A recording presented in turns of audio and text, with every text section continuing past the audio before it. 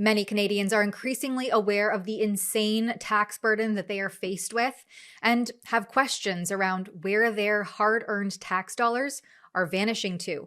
Today, I'm going to show you an absolutely eye-watering sum, nearly $73 billion, funneled into grants and contributions tied to the keyword refugee in the Canadian government's own open data portal. Let's dig in. $73 billion. Can you even wrap your head around that number? That's billions with a capital B, and it's all coming straight out of your pockets. Let me break it down here. According to this data scrapped from open.canada.ca by ex-user mbrant75, there are over 21,000 records spanning from 2006 right up until 2024. Now, the spending appears to start off as relatively modest, approximately $71 million in 2006, but then it skyrockets.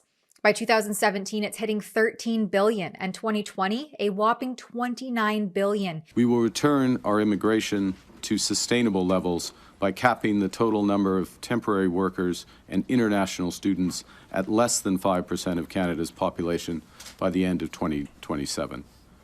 It's a sharp drop from the recent high of 7.3%, and this will help ease strains on housing, on public infrastructure, and social services.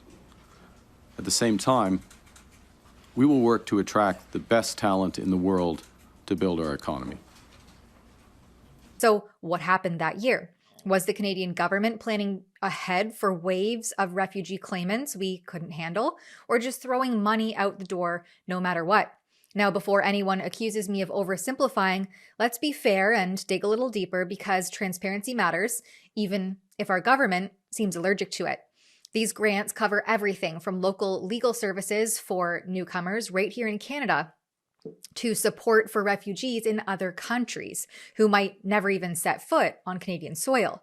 And get this, a big chunk of it seems geared toward LGBTQ+ initiatives within the refugee class. Thousands of these entries, over 17,000 of them by some counts, are just from the Department of Immigration, Refugees and Citizenship Canada. But not all of this is strictly refugee spending. It could be on broader immigration stuff, and the database itself warns it's not a precise ledger. There could be double or perhaps even triple counts in there due to how contracts are reported. Some of these are longer-term deals, likely anticipating influxes that have strained our systems to the breaking point. With respect to immigration, last point, they are. We have not lived up to our promise to those we brought to this country.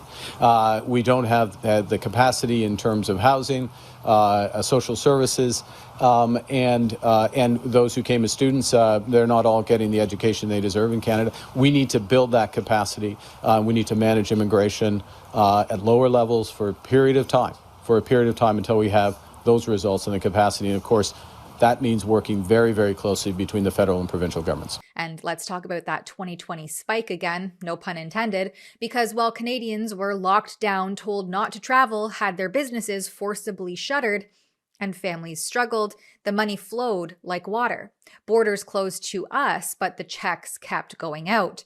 And you may be asking, well, what's the net benefit to everyday Canadians in all of this? And I'm not sure. We've seen disruptions, protests, we have a housing crisis, and a healthcare shortage that's only gotten worse. So is any of this really helping, or is it just virtue signaling on steroids at our expense?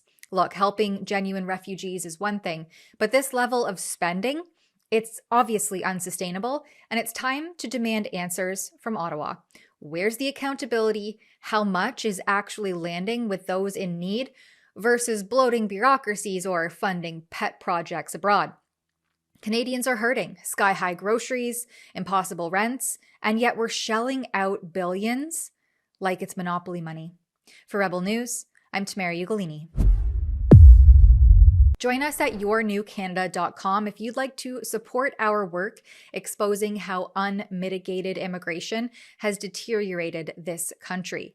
The Canada that we once knew and loved, the Canada that we grew up in, that respected nature, had community safety, and had pride in our social safety nets, well, we want it back. Support our journalism at yournewcanada.com.